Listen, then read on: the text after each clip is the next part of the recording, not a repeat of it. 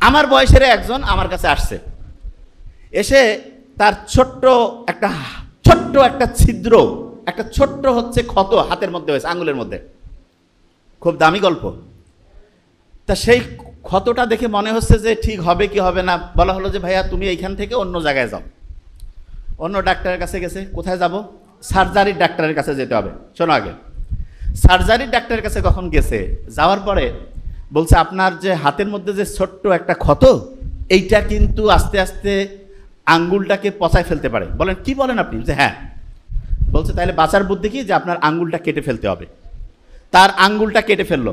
আঙ্গুল কেটে ফেলার পরে সে ব্যান্ডেজ ট্যান্ডেজ করে বাসায় আসছে, চিন্তা করতেছে কয়েকদিনের মধ্যে সুস্থ হয়ে যাব। 15 দিন 1 মাস পরে দেখা যায় তার হাতে আরও ব্যথা। আরও ডক্টরের কাছে গেল, ডক্টর পরীক্ষা নিরীক্ষা করে বলতেছে আপনার জন্য ভয়ের খবর আছে। কি কারণ? আপনার এখন আঙ্গুল না, কবজি পর্যন্ত কেটে ফেলতে হবে। মারাত্মক ব্যাপার। কবজি পর্যন্ত, যে বাঁচতে চাইলে কবজি পর্যন্ত কাটা লাগবে, কবজি পর্যন্ত কেটে ফেলছে। কেটে ফেলার পরে আবার ব্যান্ডেজ করে বাসায় আসছে, কয়েকদিন পরে আবার হাতে ব্যথা। ডক্টর বলতেছে আমি পারতেছি না, আপনি আরও বড় জায়গায় যান। বড় প্রফেসরের কাছে গেছে, যাওয়ার পরে বলতেছে আপনার হাতের এইটুক পর্যন্ত কেটে ফেলতে হবে।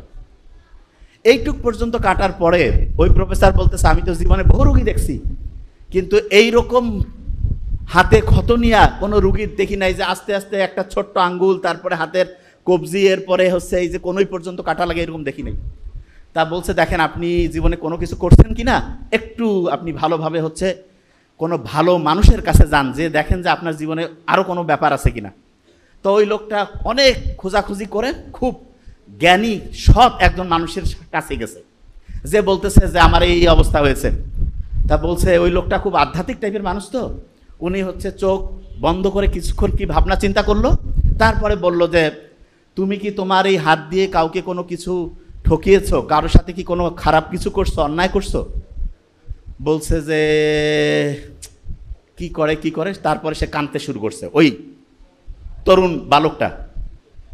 সে তখন বলতেছে যে কয়েক মাস আগে সে রাস্তা দিয়ে যাচ্ছিল, তার সাথে তার আরও 2-1 বন্ধু ছিল, তাদেরকে সাথে নিয়ে সে একটা লোক সারাদিন একটা ইনকাম করে মাছ নিয়ে আসতেছিল। সে তাদেরকে ধমক দিয়ে বলছে ওই মাছ তুই নদীতে পাইছিস, নদী হচ্ছে আমাদের, আমরা ওইটা ইজারাদার। তাকে থাপ্পড় মেরে হাত দিয়ে তার যে পাত্র ছিল সেইখান থেকে মাছটা নিয়ে সে চলে আসছে। তখন বলছে যে তুমি যে অপরাধটা করছো সেইটার জন্য যার সাথে এটা করছো তার কাছে যে মাপ চাও। এই তারপরে সে কান্নাকাটি করে ওই লোকের কাছে গেছে, যে বলছে ভাই আমাকে যদি মাফ করে না দাও তাহলে আমার তো কবজি পর্যন্ত কোনোই পর্যন্ত গেছে, আমার গোটাল শরীরে